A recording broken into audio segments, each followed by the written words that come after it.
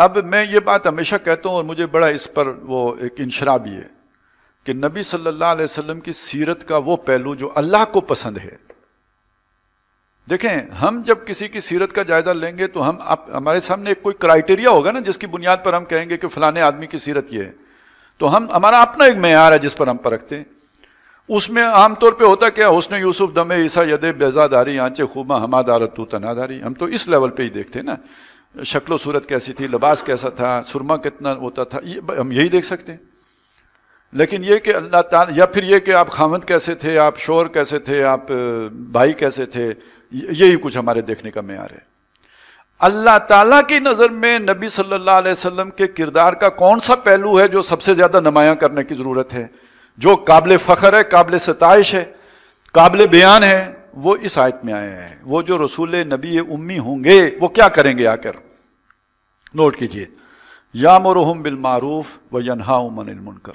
وہ انہیں نیکی کا حکم کریں گے, وہ برائی سے روکیں گے.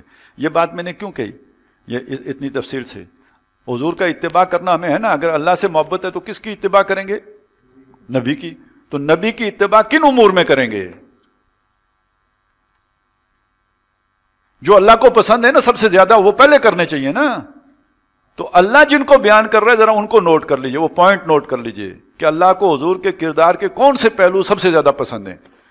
یامرہم بالمعروف وینہاہم عن المنکر. اس پر اگر ان کے دندان مبارک شہید ہوئے تھے, ان پر پتھراؤ ہوا تھا, تو جو وہ پتھراؤ جھیلیں, وہ پتھراؤ گالیوں کی صورت میں ہو یا پتھروں ہی کی صورت میں ہو, برداشت کریں. لوگ منقطع ہو جائیں, تعلق توڑیں, برادری والے نکال باہر کریں, یہ حضور کی اصل سنت, یہ اتباع ہے اصلی. اس کے نتیجے میں بھوک آئے, تکلیف آئے, پیاس آئے, پیٹ پہ پتھر باندھنے پڑے, کیریئر داؤ پہ لگے, یہ اتباع ہے. یہ اللہ کی محبت کا تقاضا ہے کہ جو آپ محمد صلی اللہ علیہ وسلم کی اتباع کر رہے ہیں. یامرہم بالمعروف وینہاہم عن المنکر. اور سب سے بڑا معروف اور سب سے بڑا منکر کیا ہے جس سے باقی معروف اور منکر پیدا ہوتے ہیں؟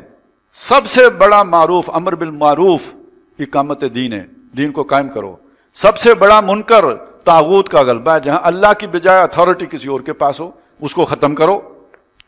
باقی سارے منکرات اس منکر سے جنم لیں گے, اور باقی سارے معروفات اللہ کا دین غالب ہوگا تو اس سے نکلیں گے.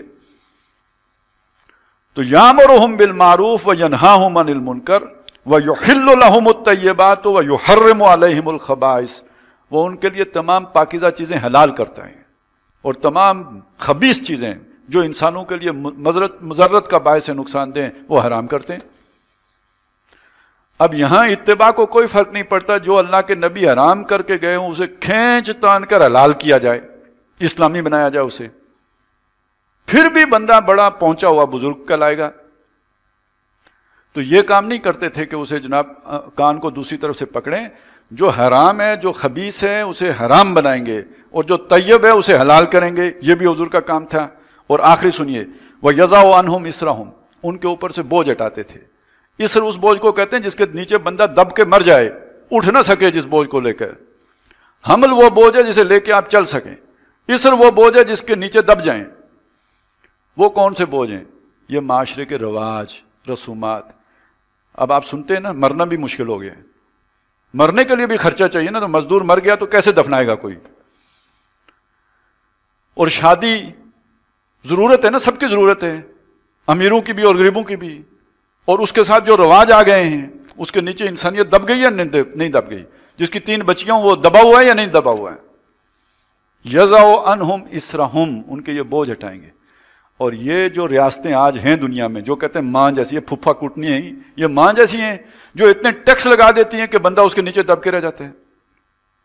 آپ اندازہ لگائیں, اس دور میں ایک مزدور سارا دن کام کر کے 9 گھنٹے 8 گھنٹے 800 یا 900 روپیہ دیہڑی لے کے گیا, اور اس نے جا کے ماچس کی ڈبیا خریدی, اس پر بھی ٹیکس دیا, اور اس ٹیکس سے بعد چلیں ماچس کی ڈبیا پہ کتنا آپ کو تھوڑا ہی لگے گا, لیکن یہ قطرہ قطرہ جمع ہو کے جو دریا بنے گا تو کوئی ڈی سی اے سی عیاشی کرتا نظر آئے گا نا آپ کو.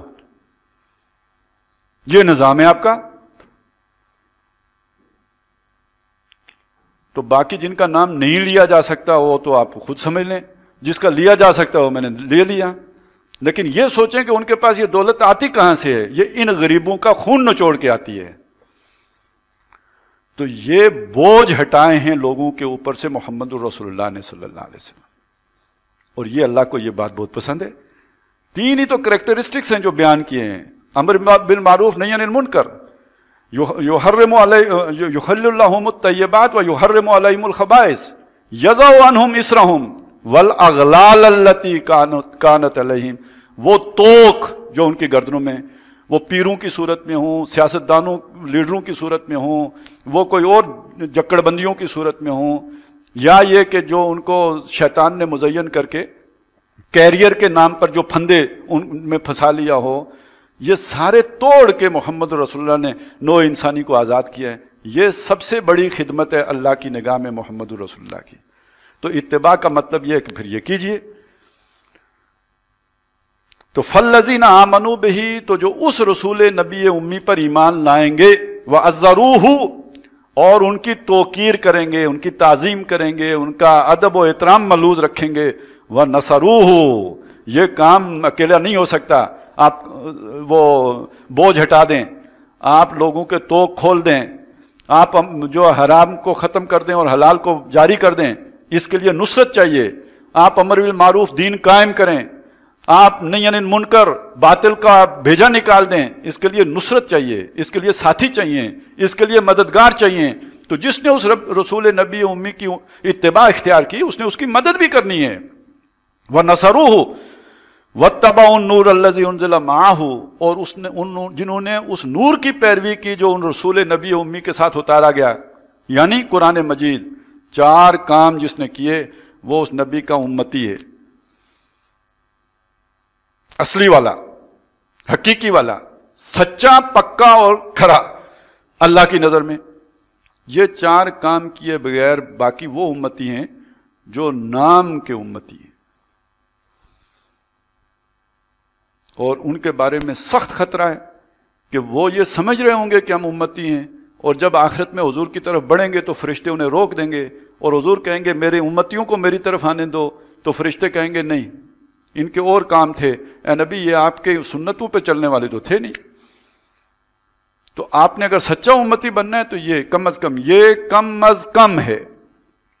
یہ پورا کرنے کے بعد پھر سائز آئے گا داڑھی کا، پھر مسئلہ اٹھے گا آپ نے کالر رکھا ہے یا نہیں رکھا، آستینیں کون سی رکھی ہیں، اور یہ کہ آپ نے پانچے کہاں پہ رکھے ہیں، اور آپ سرما ڈالتے ہیں یا نہیں ڈالتے ہیں، اور آپ امامہ باندھتے ہیں یا نہیں باندھتے ہیں. یہ بالکل ایسی بات ہے، یہ بلڈنگ آپ نے کھڑی کی ہے تو ٹائلوں کا مسئلہ، رنگ کا مسئلہ، فنیشنگ کا مسئلہ اسٹرکچر کھڑا کرنے کے بعد آئے گا. اسٹرکچر یہ ہے، یہ کھڑا کیے بغیر آپ ٹرکوں کے ٹرک ٹائلیں لے آئیں، تہجد جمع کر لیں، یہ اسٹرکچر ہی نہیں ہے تو لگائیں گے کہاں؟ یہ زیب و آرائش کا سامان کدھر لگے گا؟ تو فالذین آمنوا بہ وعزروہ ونصروہ واتبعوا النور الذی انزل معہ اولئک ھم المفلحون. وہ بامراد ہوں گے. ہر نعرہ مارنے والا عاشق نہیں بن جائے گا، وہ اس کا دعویٰ ہے کہ میں عاشق ہوں.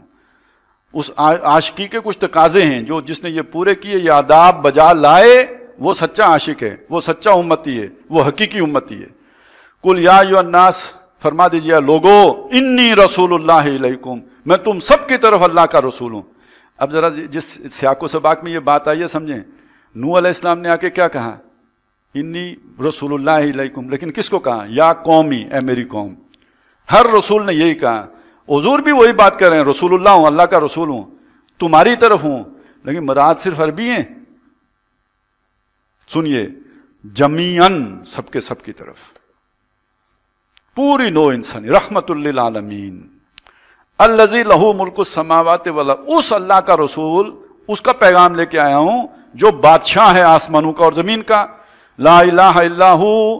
اچھا، آپ کو دین اس بادشاہ نے دیا جو آسمانوں اور زمین کا بادشاہ ہے.